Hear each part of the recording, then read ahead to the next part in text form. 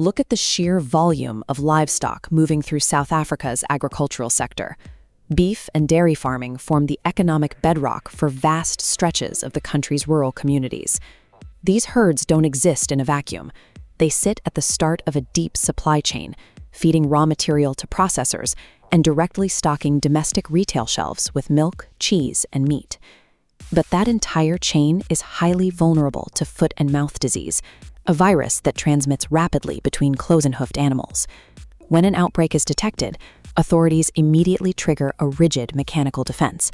They mandate total lockdowns on livestock movement to stop the virus from jumping to neighboring herds. A lockdown works for containment, but it paralyzes the surrounding economy. If you freeze a single infected farm, you also freeze the transport fleets, cut off the feed suppliers, and starve the local processors of their inventory. If the disease breaches containment, the physical reality on the ground is grim.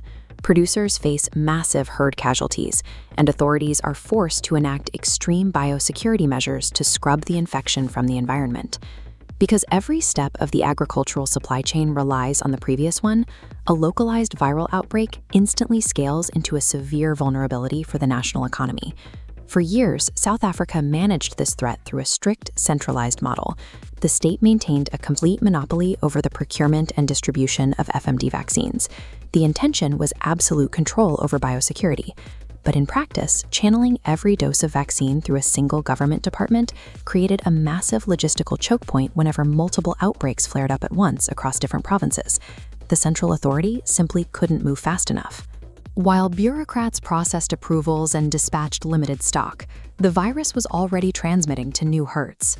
Those delays forced prolonged lockdowns, interrupting food production for weeks or months at a time, and threatening the stability of the domestic food supply.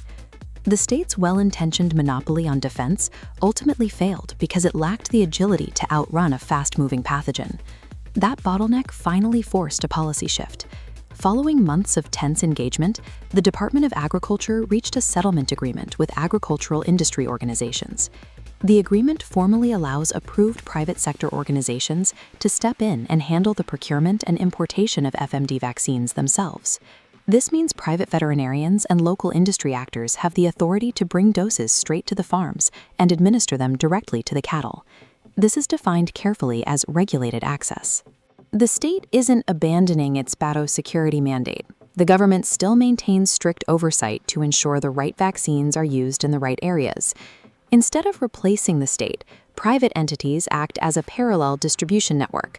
They run alongside government-led vaccination programs, effectively doubling the deployment routes.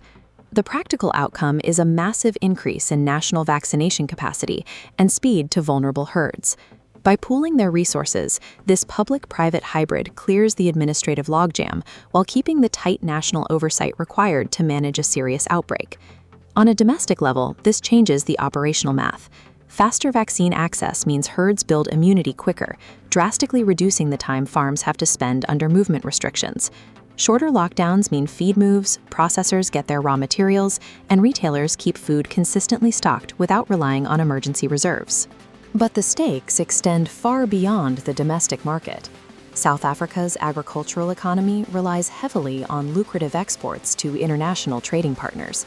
Foreign markets demand absolute proof of a protected national animal health status before they accept a single container of beef or dairy at their ports.